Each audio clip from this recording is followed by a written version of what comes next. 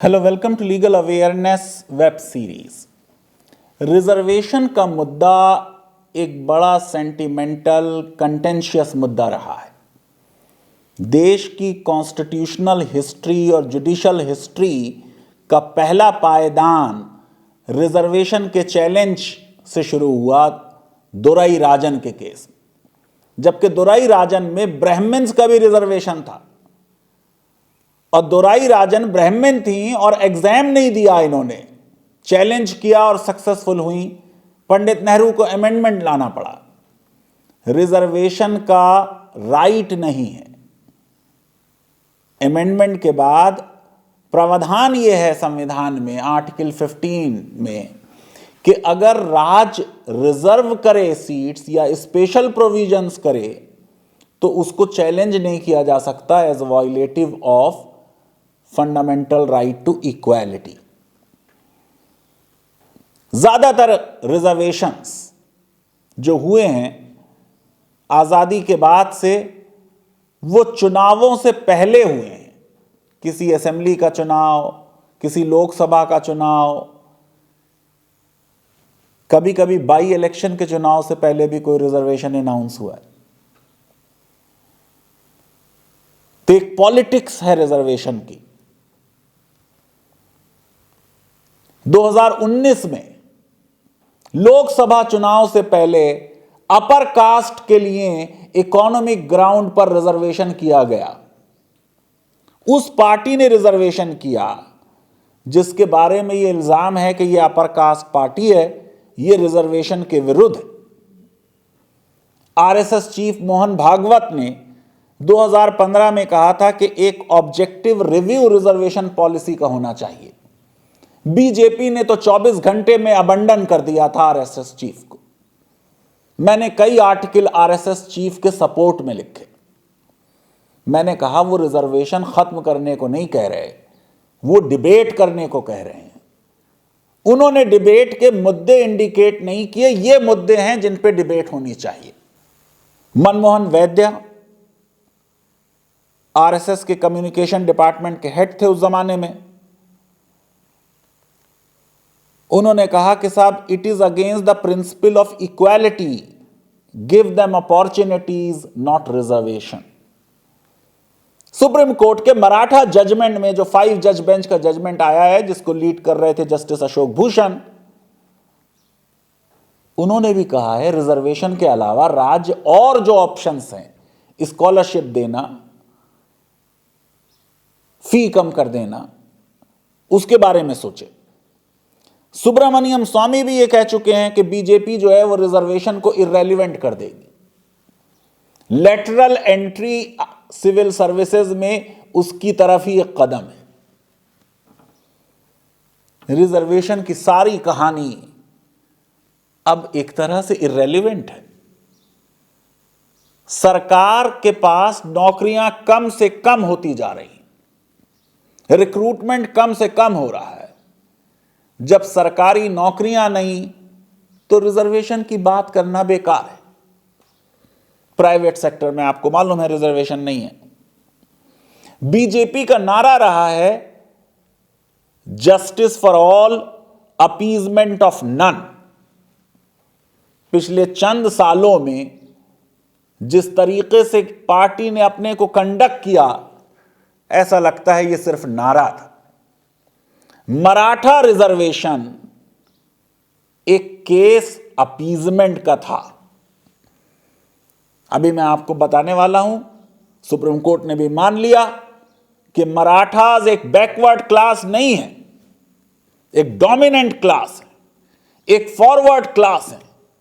इतने chief ministers उनके हैं, आईएएस में, आईएफएस में, आईपीएस में अच्छा परसेंटेज, अच्छा रिप्रेजेंटेशन है उनका। यह क्लिप अभी आप देखेंगे जो 2019 में हमने वीडियो बनाया था, जिसमें मैंने आपको बताया था कि मराठा रिजर्वेशन एक बहुत शेकी कॉन्स्टिट्यूशनल ग्राउंड पे है। यह एक डिफेक्टिव सर्वे है। मराठास को बैकवर्ड साबित करना बहुत मुश्किल है।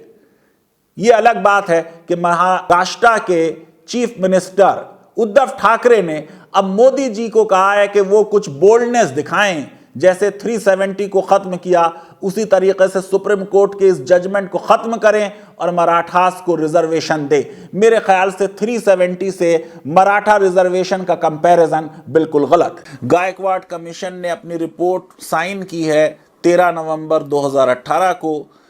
कैबिनेट के सामने उसे प्लेस किया गया नवंबर 18, 2018 को, और 29 नवंबर 2018 को बिल पास कर दिया गया। और जब बिल पास हुआ तो इस कमीशन की पूरी रिपोर्ट तक नहीं रखी गई। एनेक्स्चर्स जो थे मोटे मोटे वो प्रिंट नहीं हो पाए थे तब तक। और एक्ट जो 29 नवंबर को पास हुआ, अगले ही दिन उसको लागू कर दिया गया 30 नवंबर को। इससे भी बिल्कुल जाहिर होता है कि ये जो हेस दिखाई गई कमीशन की रिकमेंडेशन के एकदम बाद सरकार ने प्रॉम्प्टली गॉड स्पीड से जो एक्ट किया, उससे जाहिर होता है कि ये एक पॉलिटिकली मोटिवेटेड डिसीजन है सरकार का। 15 अगस्त 2018 से संविधान में एक संशोधन हुआ और नेशनल बैकवर्ड क्लास कमीशन को संवैधानिक हिस्सा दे दिया गया, स्टेटस दे दिया गया। अब आर्टिकल 342A के तहत जब किसी क्लास को, कास्ट को सोशली और एजुकेशनली बैकवर्ड क्लास माना जाना है तो ये काम अब नेशनल बैकवर्ड क्लास कमीशन की रिकमेंडेशन पे होगा।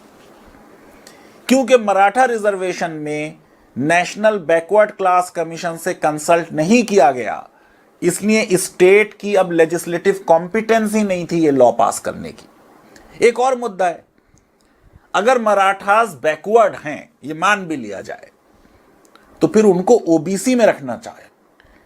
ऐसा नहीं होगा कि आप उनके लिए एक अलग क्लास बना देंगे और उस क्लास में कोई और कास्ट इंक्लूड नहीं है, सिर्फ एक कास्ट इंक्लूडेड है, मराठास। योगी गवर्नमेंट ने भी कुछ दिन पहले शेड्यूल कास्ट स्टेटस दे दिया 17 ओबीसी कास्ट को। तो अपीजमेंट एक बोगी रही है, क्योंकि अपीजमेंट से मुसलमानों का जो फायदा हुआ वो तो संचर कमेटी में आ गया कि वो शेड्यूल कास्ट से भी 10 गुना कम है।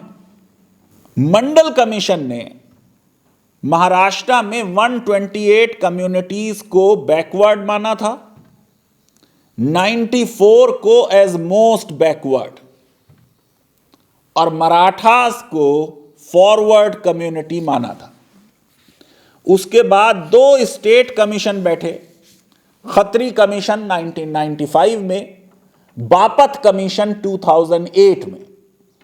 दोनों ने रिफ्यूज किया मराठास को ओबीसी में इंक्लूड करना और कहा इनका इंक्लूजन इनजस्टिस होगा। फिर Narayan Rane committee, non statutory committee, इसने 16% रिजर्वेशन प्रपोज किया। उस पे फडणवीस की सरकार ऑर्डिनेंस लाई, फिर एक्ट ले आई, हाई कोर्ट ने एक्ट को स्टे किया, फिर गायकवाड़ कमीशन को मैटर चला गया, गायकवाड़ कमीशन की रिकमेंडेशंस आ गईं और गायकवाड़ कमीशन की इंटरेस्टिंग रिकमेंडेशंस। मंडल कमीशन ने 11 यार्ड स्टिक्स बैकवर्डनेस को डिटरमिन करने की बनाई थी। गायकवाड़ कमीशन उन पैरामीटर से आगे निकल गया। कमीशन ने कहा कि 2152 मराठा फार्मर्स ने सुसाइड किया है और टोटल सुसाइड मराठा फार्मर्स के 13,368 हैं। अब फार्मर्स तो सारी कम्युनिटीज के सुसाइड कर रहे हैं। ये तो एक एग्रेरियन क्राइसिस है। कौन पूछता है किसानों को? 150 दिन से धरने पे हैं, कोई उनकी सुध नहीं ले रहा। आसमान नहीं गिरने वाला अगर फार्म लॉस पे सरकार अपनी तरफ से कुछ दिन के लिए स्टे लगा दे और कह दे कि हम इसको 2024 तक इंप्लीमेंट नहीं करेंगे। कमीशन ने बड़ी इंपॉर्टेंस दी कि साहब 69% मराठा फैमिलीज जॉन्डिस के इलाज के लिए डॉक्टर्स के पास जाती हैं और 9.65 तांत्रिक और मांत्रिक से लेते हैं इलाज, और 5.16% होम रेमेडीज लेते हैं, और 0.54% अल्लाह ताला पे छोड़ देते हैं, गॉड पे छोड़ देते हैं, सुपरस्टिशंस हैं, ब्लाइंड वोज हैं। इसका मतलब ये बैकवर्ड है। ये मंडल कमीशन की यार्डस्टिक में नहीं था। कमीशन ने एक और नई बात कही जो मंडल कमीशन की यार्डस्टिक में नहीं थी, कि लार्ज नंबर ऑफ मराठास जो हैं मुंबई में, वो लाइफ ऑफ डब्बेवालाज लीड कर रहे हैं। Out of 4,800 families engaged in this occupation, 4,600 families, that is 95.8%, are Marathas. और ये फैमिलीज जो हैं ये लाइफ लीड कर रहे हैं विदाउट सोशल स्टेटस। अब ये भी मंडल कमीशन के बैकवर्डनेस, सोशल बैकवर्डनेस की यार्डस्टिक से बाहर हो गया। आपको मालूम है, अछूत का खाना नहीं खाता है अपर कास्ट। अगर डब्बे वाला बिजनेस में मराठास हैं, इसका मतलब मुंबई के लोग उनको अछूत और नीची जात का नहीं समझते। एजुकेशनल बैकवर्डनेस की भी बात की कमीशन ने, कि 13.42% मराठास इलिटरेट हैं, 35.31% प्राइमरी एडुकेटेड हैं। ये सारी बातें सुप्रीम कोर्ट के जजमेंट में आई और सुप्रीम कोर्ट ने कहा कि मराठास बैकवर्ड नहीं है, मराठास एक फॉरवर्ड क्लास हैं, एक डोमिनेंट क्लास हैं, और उनको रिजर्वेशन देना असंवैधानिक। मैं ये समझता हूं कि ये जजमेंट पॉलिटिक्स के लिए रिजर्वेशन करने की जो पॉलिटिकल पार्टीज की एक मुहिम रही है, कभी जाट्स को दे दिया रिजर्वेशन, कभी गुजर्स को दे दिया रिजर्वेशन, कभी पटेल्स को दे दिया रिजर्वेशन, ये उसके विरुद्ध जजमेंट है। 50% की लिमिट भी ब्रिच कर दी, उसको भी कोर्ट ने मना किया। आइए जरा समझते हैं कि सुप्रीम कोर्ट ने क्या कहा है। सबसे पहली बात तो सुप्रीम कोर्ट ने यह कही कि 50% की रिजर्वेशन की लिमिट जो इंदिरा स्वामी के केस में 1992 में 9 जज बेंच ने सुप्रीम कोर्ट के ले डाउन की है, वो आर्बिट्रेरी हो सकती है, लेकिन क्योंकि इतने जजमेंट्स में फॉलो कर ली गई, इसलिए संवैधानिक। अब ये बात सही लगती है, लेकिन इसमें एक पेच है। आर्गुमेंट यह था कि 85% स्टेट की पॉपुलेशन बैकवर्ड है। अगर 85% पॉपुलेशन बैकवर्ड है तो 15% बैकवर्ड नहीं है, तो 15% के लिए 50% ओपन सीट्स होंगी और 85% के लिए 50% रिजर्व सीट्स होंगी।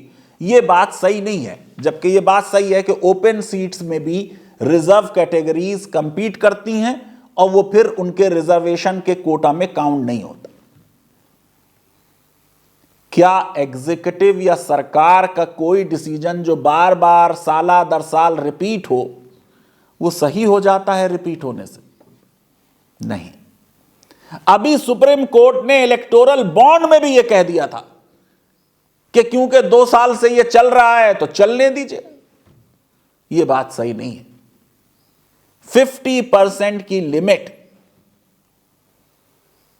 आसमान से नहीं उतर के आई, संविधान के बेसिक स्ट्रक्चर का हिस्सा नहीं है। तमाम राज्य सरकारों ने सुप्रीम कोर्ट से कहा था कि इसको एक लार्जर बेंच को रेफर किया जाए, लेकिन सुप्रीम कोर्ट ने उसे रिफ्यूज कर दिया। कोर्ट ने मान लिया कि यह आर्बिट्रेरी है, लेकिन कॉन्स्टिट्यूशनली अब रिकॉग्नाइज हो गई क्योंकि जुडिशियली रिकॉग्नाइज्ड। इंदिरा स्वामी ने भी यह कहा था कि आप 50% से ऊपर जा सकते हैं रिजर्वेशन में। आपको मालूम है तमिलनाडु में 69% रिजर्वेशन है।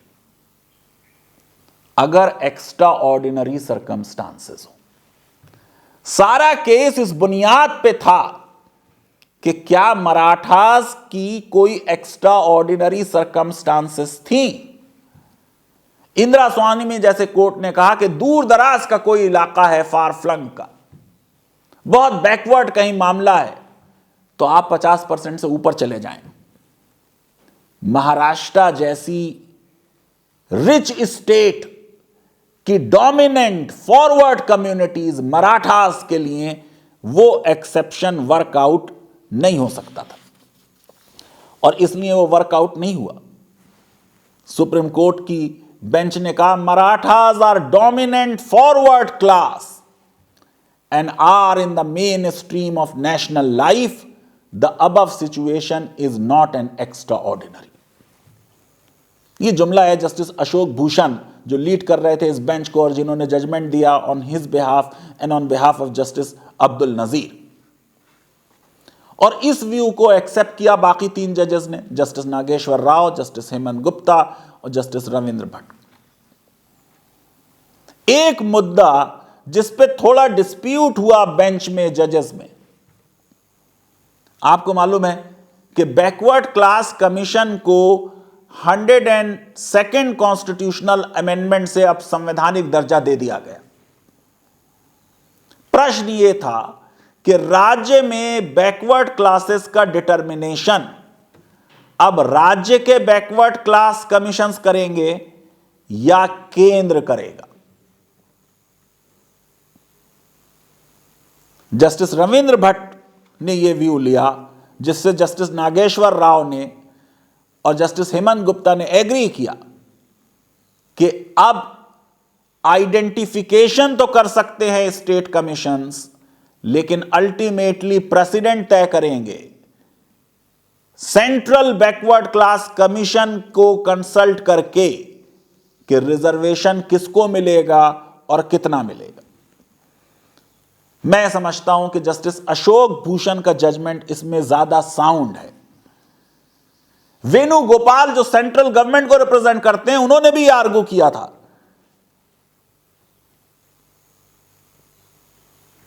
कि संवैधानिक दर्जा देने से राज्यों की जो बैकवर्ड क्लास कमीशंस हैं उनकी शक्तियां कम नहीं हो जाती।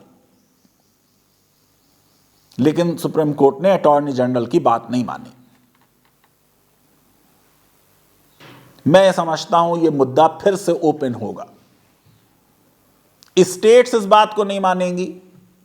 स्टेट्स के प्रेशर में केंद्र दोबारा इस मामले में सुप्रीम कोर्ट जा सकता है और यह मैटर कम से कम जरूर एक लार्जर बेंच को रेफर होगा।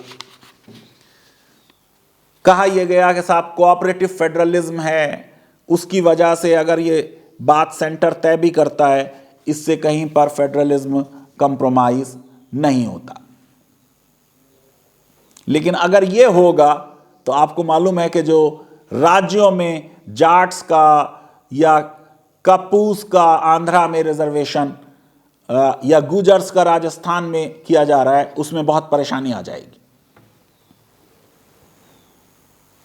मराठास को कोर्ट ने कहा कि वो फॉरवर्ड क्लास है। नोट किया कोर्ट ने कि आईएएस, आईपीएस, आईएफएस में उनका रिप्रेजेंटेशन है 15.52%, 27.85% और 17.95%। कोर्ट ने एक बात बड़ी खास कही। आर्गू यह किया गया था कि मराठास का रिप्रेजेंटेशन उनके प्रोपोर्शन टू पॉपुलेशन नहीं है। कोर्ट ने कहा यह रिजर्वेशन के लिए रिक्वायर्ड पैरामीटर नहीं। रिजर्वेशन देते वक्त आपको यह देखना है कि क्या वो ग्रुप इनएडिक्वेटली रिप्रेजेंटेड है। यह नहीं देखना है कि क्या वो अपने पॉपुलेशन के रेशियो के मुताबिक रिप्रेजेंटेड है।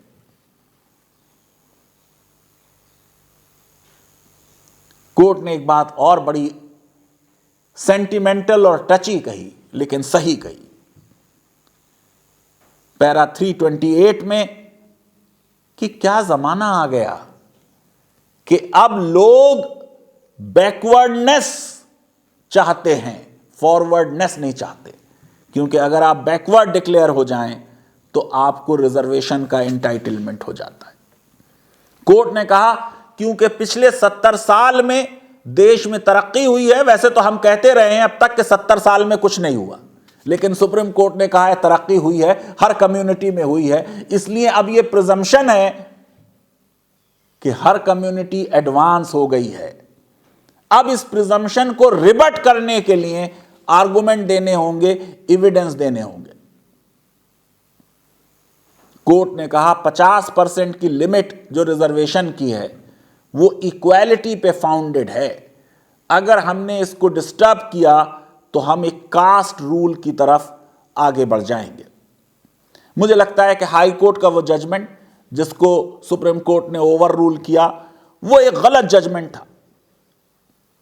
उस जजमेंट ने पिछले सुप्रीम कोर्ट के जजमेंट्स को इग्नोर किया। गुजर reservation captain Gurvinder Singh case में 2016 में, जाट रिजर्वेशन राम सिंह केस में 2015 में क्वैश किया गया था।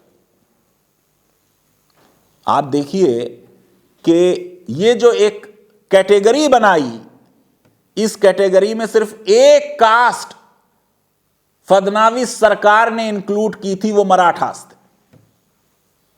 क्योंकि मराठास को अगर ओबीसी कह दिया जाता तो ओबीसी की रिजर्वेशन का लॉयंस शेयर मराठास ले जाते। कैप्टन गुरविंदर सिंह के केस में 4 और कास्ट साथ में थी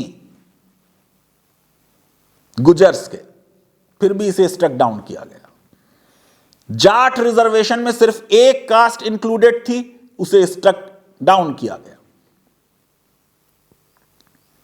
मैं समझता हूं जिस तेजी से, जल्दी से पिछले कमीशंस की रिकमेंडेशंस इग्नोर करके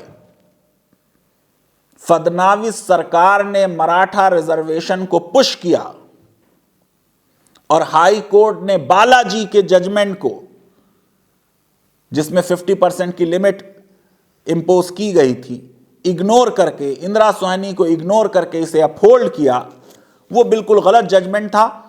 और आप सोचिए कि मराठास जो हैं वो 30% हैं स्टेट की पॉपुलेशन के। एससी एसटी पॉपुलेशन जो है वो 13% और 11% है। ओबीसी पॉपुलेशन मंडल कमीशन के हिसाब से 52% है। अगर इस सबको जोड़ दें तो टोटल महाराष्ट्र में 106% हो जाता है। यह बिल्कुल एक एब्सर्ड रिकमेंडेशन थी।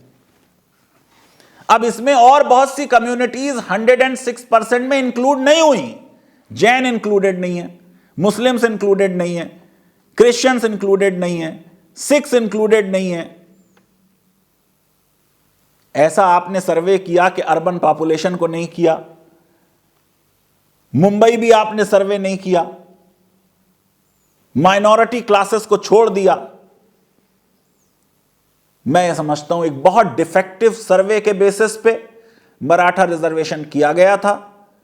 हमारे वीडियो में हम बता चुके थे पहले ही 2019 में कि यह रिजर्वेशन गलत है। मराठास डोमिनेंट फॉरवर्ड कास्ट हैं और आज सुप्रीम कोर्ट ने वही किया कि मराठा रिजर्वेशन को स्ट्राइक डाउन कर दिया। लीगल अवेयरनेस वेब सीरीज अगर आपको पसंद आती है तो मेरी रिक्वेस्ट है कि हमारे इस वीडियो को वाइडली शेयर करें, हमारे चैनल को सब्सक्राइब करें और बेल आइकन और लाइक ज़रूर क्लिक करें। बहुत बहुत शुक्रिया, धन्यवाद, थैंक यू वेरी मच।